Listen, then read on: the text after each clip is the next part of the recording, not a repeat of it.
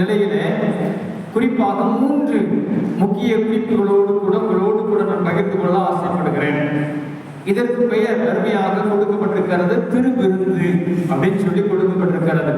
இன்னும் நிறைய பேர்கள் இருக்கு. நற்கருணை என்று சொல்லப்படுகிறது, ரா போஜனம் என்று சொல்லப்படுகிறது.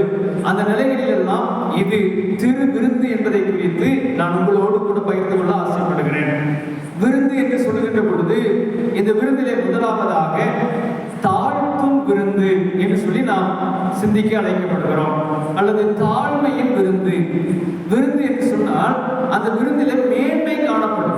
ஒருவேளை நமக்கு தெரியும், விருந்திலே ஆண்டவர் இயேசு இடத்துல இந்த விருந்தை நம்ம எங்க ஆசரிக்கணும் அப்படின்னு கேட்ட பொழுது அவர்கள் எதிரே இருக்கிற பட்டணத்துக்கு போங்க, அங்க உங்களுக்கு காட்டப்படும் என்று சொன்ன பொழுது ஒரு மேல் வீட்டு அறையிலே கம்பளம் முதலானவைகளை குறித்த ஒரு பெரிய மாளிகை போன்ற ஒரு இடத்தை கொடுக்கிறாங்க. விருந்தை கொண்டாடுங்க அப்படின்னு சொல்லி அந்த இடத்துல இந்த விருந்து ஆசரிக்கப்படுகிறது. அப்படியானால் அந்த விருந்து என்பது பிரசித்தமானதாக அங்கே காட்டப்படுகிறது.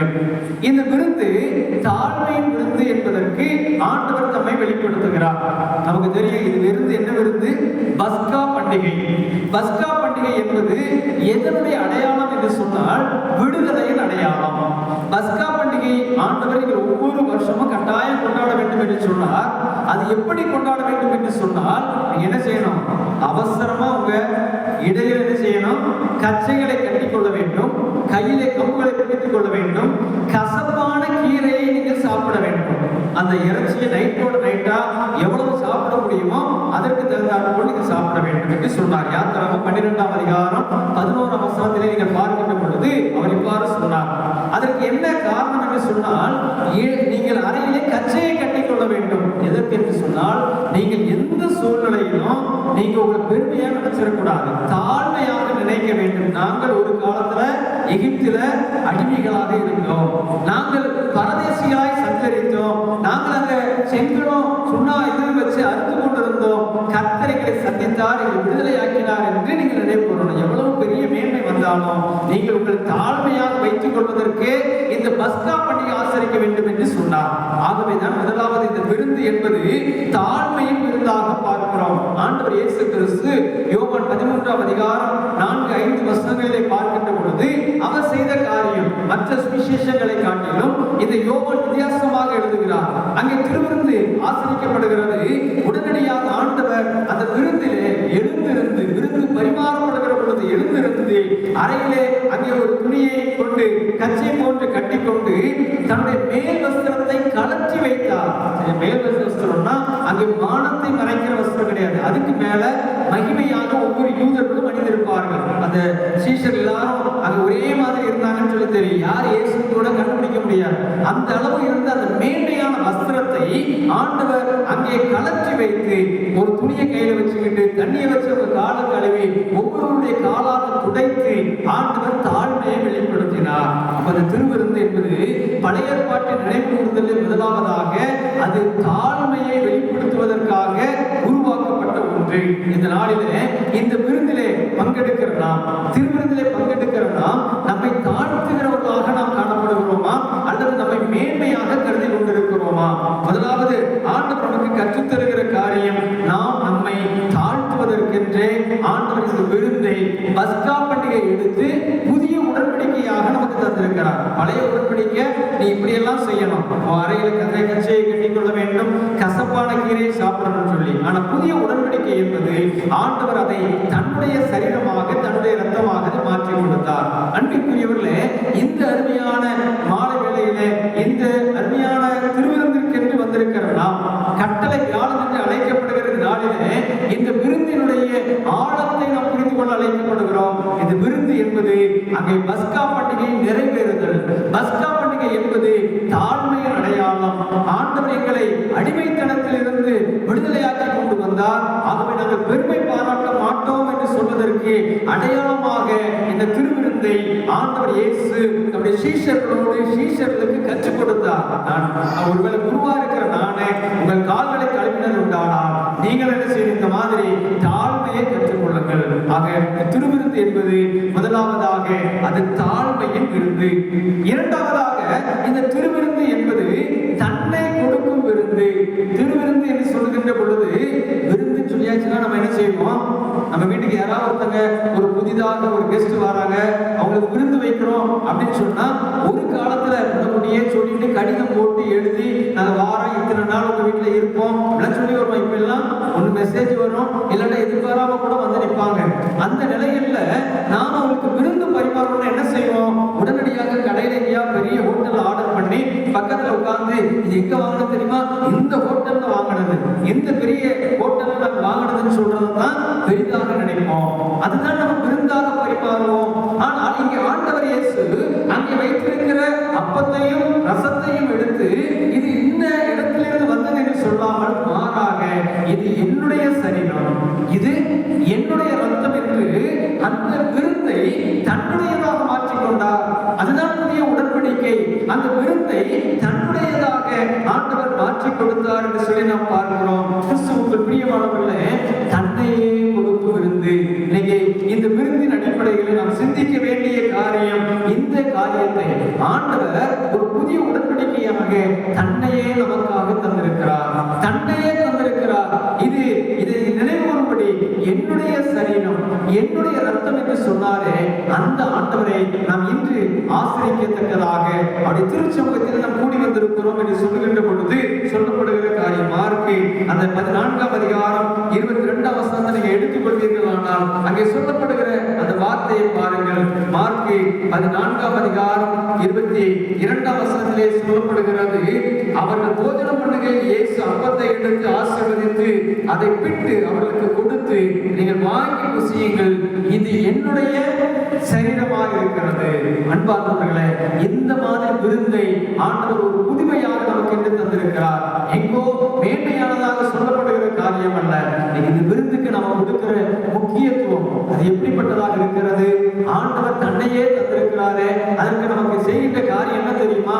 இந்த விருந்தினுடைய புனிதத்தையும் அவர் நமக்காக தந்ததை எண்ணி பார்ப்பதற்கு நமக்கு கொடுக்கிற பாரம்பரியம் இருக்கு. சரிதானா?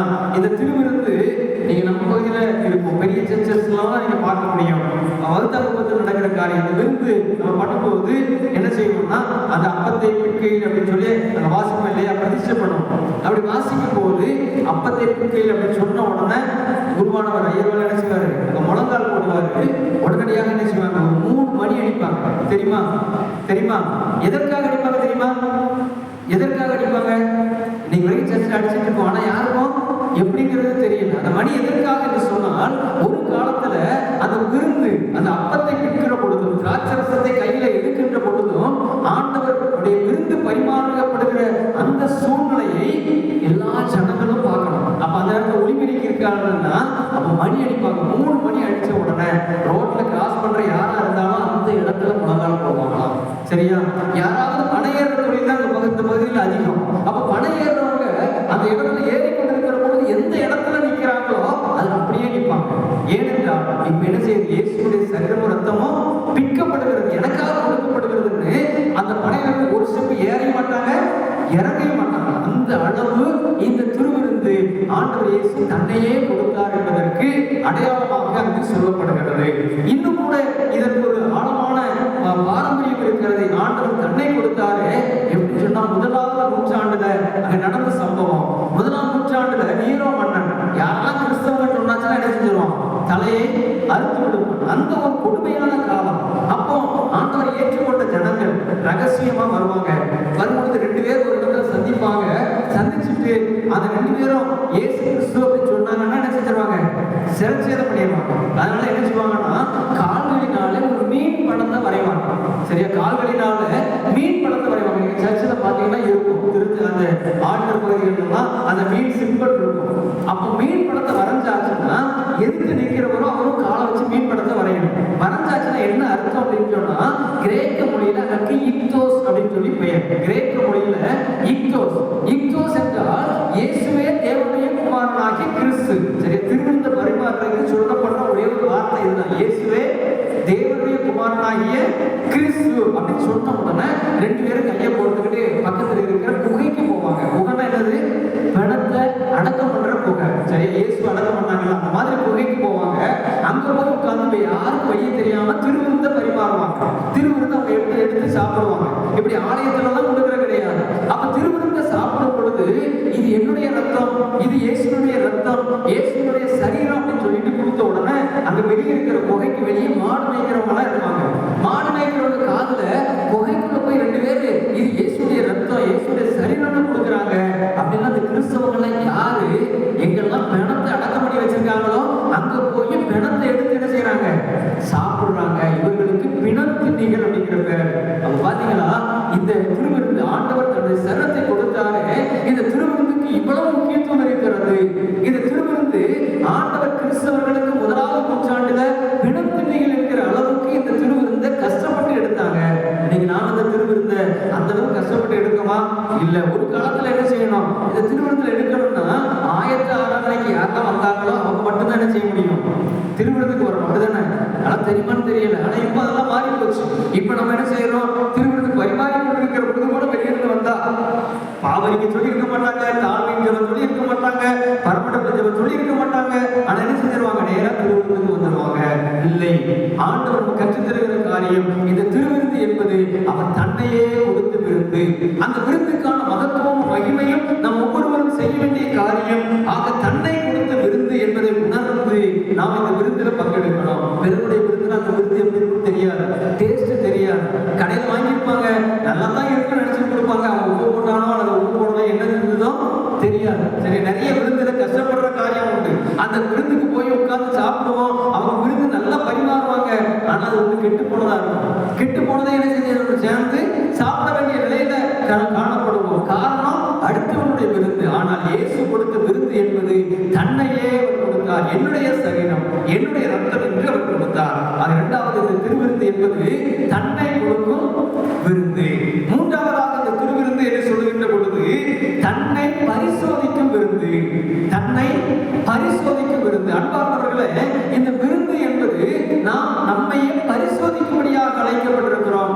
நிறைய நேரத்தில் விருந்து திருவிருந்த பிறருக்குரியதாக பார்ப்போம். ஒருத்தர் திருவிருந்து எடுக்க போறாங்களா, இவங்களை பத்தி தெரியாதா, இவரை பத்தி தெரியாதா அப்படின்னு சொல்லிட்டு நாம நிறைய நேரம் பேசுவோம். ஆனா இந்த திருவிருந்து என்பது தன்னை பரிசோதிக்கும்படியான விருந்து. 1 கொரிந்தியருக்கு எழுதின விருந்துல பார்க்கிற பொழுது கொரிந்து திருச்சபையை பார்த்து ஆண்டவர் சொல்றாரு, பவுலடிகளார் சொல்லுகிறார். என்ன சொல்லுகிறார் என்று சொன்னால், கொரிந்து திருச்சபையில ஒரு பாரம்பரியம் இருந்துச்சு. 1ஆவது நூற்றாண்டுல திருவிருந்து இப்படி குருவானவர்களாம் கொடுக்க மாட்டாங்க. அங்க என்ன செய்யணும், குருவானவருடைய வேலை, அபிஷேகம் பெற்றவர்களுடைய வேலை, சீஷனுடைய வேலை பிரசங்கம் பண்றது தான். அப்ப திருவிருந்து என்பது என்னன்னா, அங்கெல்லாம் சர்ச்சுக்கு வரும்போது வீட்டுல இருந்து என்ன செய்யணும், அவங்க வீட்டுல உள்ள சாப்பாட்டை சிறப்பா பண்ணி எடுத்துட்டு வருவாங்க. எடுத்துட்டு வந்து கோயில வந்து ஜெபம் பண்ணி எல்லாரும் உட்கார்ந்து ஷேர் பண்ணி சாப்பிடுறதுக்கு பேர் தான் திருவிருந்து. அப்ப அப்படி இருக்கும்போது நீங்க நான் போய் சொல்லல, சரியா, திருமறை தான் சொல்லுது. நீங்க வாசித்து பாருங்க. 1 கொரிந்தியர் 11ஆம் அதிகாரத்துல நாம் எடுத்துக்கொள்கின்ற பொழுது அங்கே சொல்லப்படுகிற காரியம் 1 கொரிந்தியர் 11ஆம் அதிகாரத்திலே நாம் பார்ப்போமானால் சொல்லப்படுகிற அந்த வார்த்தை 20ஆம் வசனத்தை பாருங்க. நீங்கள் ஓரிடத்தில் கூடி வரும்போது அவனவன் தன் சொந்த போஜனத்தை முந்தி சாப்பிடுகிறான். ஒருவன் பசியாய் இருக்கிறான், ஒருவன் வெறியாய் இருக்கிறான்.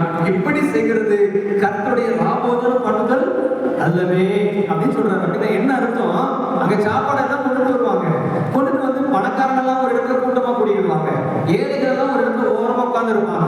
இப்ப பணக்காரங்க நல்ல சாப்பாடு கறி எல்லாம் வச்சு அங்க சிறப்பா கொண்டாடுவாங்க, சாப்பிடுவாங்க.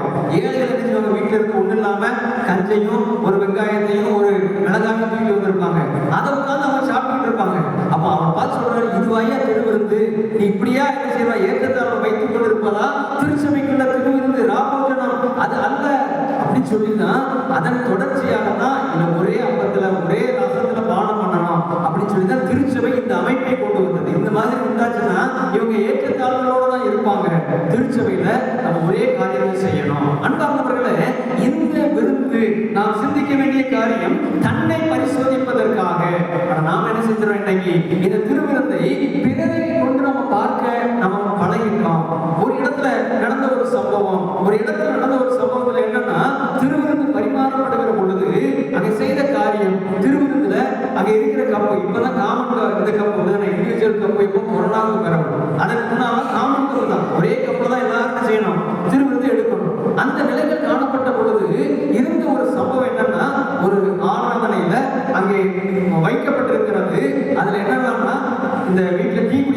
இருக்குல்ல, எது use and throw cup, paper cup, அதுல ஒரு ட்ரே வச்சிருக்காங்க. மற்றபடி எல்லாம் இந்த கப்பு. அப்போ முதல்ல ஒரு குறிப்பிட்ட 10 பேர் வர்றாங்க, அவங்களுக்கு அந்த கப்ல இருந்தா கொடுக்கணும். அந்த கப்ல மட்டும் அளவு எவ்வளவு இருக்கும்? ஒரு டீ குடிக்கிற அளவு திராட்சரசம் இருக்கும், மற்றவங்களுக்கெல்லாம் கொஞ்சம் கொஞ்சம் இந்த கப்ல இருக்கும். இப்ப இதை வைக்கிற பழம் எனக்கு இது ஒரு சம்பவத்தை பார்த்த பொழுது என்னவென்று அதை புரிந்து கொள்ளுகிற பொழுது கேட்ட பொழுது அவர் சொன்ன காரியம், ஒரு குறிப்பிட்ட 10 பேர் என்ன செய்வாங்க, அந்த கப்ல வேற குடிச்ச கப்ல குடிக்க மாட்டாங்க. அது மட்டும் கிடையாது, அந்த அவங்களுக்கு மட்டும் ஸ்பெஷலா என்ன செய்யணும், நிறைய கொடுக்கணும்.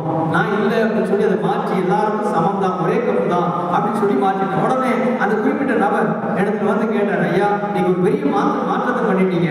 என்னையா மாற்றம் பண்ணிட்டோம்? இல்லையா, நாங்க பெரிய கப்பலை குடிச்சு பழகிட்டோம் அப்படின்னு சொன்னாங்க. அப்பொழுது நான் சொன்ன திருமணத்துடைய பொருளை சொல்ல பொழுது அவர் சொன்னாரு, இல்லையா நாங்க செய்யற பாவத்துக்கு ஒரு வாரம் தாக்கு பிடிக்கணும் பார்த்தீங்களா, அதுக்குதான் எங்களுக்கு நிறைய குடிக்கணும். ஒரு வாரம் எங்களுக்கு என்ன செய்யணும், தாக்கு பிடிக்கணும். நாங்க செய்யற பாவம், நாங்க செய்யற அக்கிரமம் மன்னிக்கப்படுறதுக்கு ஒரு வாரம் தாக்கு பிடிக்கிறதுக்கு எங்களுக்கு நிறைய தரணும். மற்றவங்களாம் அவங்க கொஞ்சம் குடிச்ச பரவாயில்ல, எங்களுக்கு என்ன செய்யணும், நிறைய தரணும். இன்னைக்குதான் திருவிருந்த இப்படியாக தன்னை பரிசோதிக்காதபடி, தன்னுடைய நிலையை உணராதபடி இந்த திருவிருந்து என்று சொன்னால் அதை இப்படி செஞ்சாதான் நமக்கு பாவம் மன்னிக்கப்படுங்கிற தவறான புரிதல் எல்லாம் இன்னைக்கு திருச்சபையில வளர்ந்து கொண்டிருக்கிறது. அன்பார்ந்தவர்களே, கர்த்தர் நமக்கு சொல்லித் தருகிற காரியம், நம்ம பரிசோதிக்கணும். நம்ம பரிசோதித்து தெய்வ சமூகத்தில் வரணும். திருவிருந்து ஒரு காலத்துல ஆயத்த ஆராதனைக்கு வரணும்னா நம்ம வந்து பங்கெடுக்க முடியாது. அந்த நிலையெல்லாம் இன்னைக்கு மாறிட்டு இன்னைக்கு நம்ம திருவிருந்துல வந்து பங்கெடுக்கிறோம், வீடா வந்து பங்கெடுக்கிறோம். ஆனா செய்ய வேண்டிய காரியம் என்னது, நம்மை பரிசோதித்து அங்க திருவிருந்து பரிமாற்ற இடம் பொழுது ஆட்டர் வளர்ந்தது மண்டபத்து வரைக்கும் அவங்க சீக்கிரத்தை பிடிச்சிட்டு வந்துட்டு அதுல கசைக்கு போட்டுட்டு இன்னைக்கு திருச்சபைக்கு திருவிருந்துக்கு வர்றவங்களும் நிறைய பேர் இருக்காங்க. இப்படி பண்ணணும்னா அங்க சொல்லப்படுகிறது 1 கொரிந்தியர் 11ஆம் அதிகாரத்திலே, இப்படி செய்தவர்கள் வியாதியஸ்தர்களாக மாறி இருக்கிறார்கள், பலவீனப்பட்டிருக்கிறார்கள், ஏன் மரித்து கூட போயிருக்கிறார்கள். ஆக இந்த திருவிருந்து ஒருத்தருக்கு ஆசீர்வாதமாக இருக்க வேண்டும், அவரோட ஐக்கியமா இருக்கணும் என்று சொல்ல வேண்டுமானால் அந்த திருவிருந்தில் நம்ம பொருளுள்ளதாக மாற்றி அந்த திருவிருந்தை நாம் நமக்கானதாக எடுத்துக்கொள்ள வேண்டும். நம்மை பரிசோதித்து நான் ஆண்டு சகோதரர்கள், நீங்களே உங்களை பரிசோதிச்சிட்டீங்கன்னா உங்களுக்கு நியாய தீர்ப்பே கிடையாது. அந்த வசனத்துல சொல்லுது, நீங்க வீட்டுல போய் வாசித்து பாருங்க. தன்னை தானே பரிசோதித்து இந்த விருதுல பங்கெடுத்தா நீங்கள் நியாயம் தீர்க்கப்பட மாட்டீர்கள். ஏன்னா நீங்களே உங்க மனசாட்சியை உங்களுக்கு நியாயம் தீர்க்கிறோம். நான் செஞ்சது தப்புதான், ஆண்டவரை மன்னிச்சுட்டாரு அப்படிங்கிறது. அதை ஒண்ணுமே கண்டுடாம அடுத்தவங்களை பார்த்து நம்ம யோசிச்சுட்டு வந்தோம்னா நாம கட்டாயம் நியாய தீர்ப்புக்கு செல்லவும், நம்முடைய பாவங்கள் மன்னிக்கப்படாது. அந்த திருவிருந்தில் நமக்கு ஒரு புதிய உடன்படிக்கை செய்ய வேண்டுமானால் ஆண்டவர் நம்மை பார்த்து சொல்லுகிறார், நாம் தன்னை பரிசோதிக்க வேண்டிய விருந்து. இந்த அருமையான மாலை வேளையில இந்த அருமையான கர்த்தர் ராபோஜனமாக அல்லது பஸ்காவாக அல்லது கட்டளை வியாழனாக ஆசரிக்கிற இந்த நாளிலே நாம் செய்ய வேண்டிய காரியம், நம்மை பரிசோதித்து தெய்வ சமூகத்திலே கடந்து வர வேண்டும். முதலாவதாக விருந்து, தாழ்த்து விருந்து. இரண்டாவதாக தன்னை கொடுக்கும் விருந்து. மூன்றாவதாக தன்னை பரிசோதிக்கும் விருந்து என்பதை உணர்ந்து இந்த விருந்திலே பங்கெடுப்போம். கர்த்தர் நமக்கு கற்றுத் தருவதையும் உங்கள் மனதிலே சொல்வதையும் தெய்வ சமூகத்தில் ஒப்புக் கொடுத்து தேவனுக்கு நேராக கடந்து வாருங்கள். இந்த திருவிருந்து ஒரு ஆசீர்வாதமாக உங்கள் வாழ்க்கையில் ஒரு பெரிய மாற்றத்தை கொண்டு வருகிற ஒன்றாக காணப்படும். இதுவரையில் எப்படிப்பட்ட திருவிருந்திலே பங்கெடுத்திருந்தாலும் இன்று இந்த பொருளுள்ள திருவிருந்திலே நாம் பங்கெடுப்போம். ஆண்டவர் நம்மையும் நம்முடைய குடும்பத்தையும் ஆசீர்வதிப்பாராக. ஆமென்.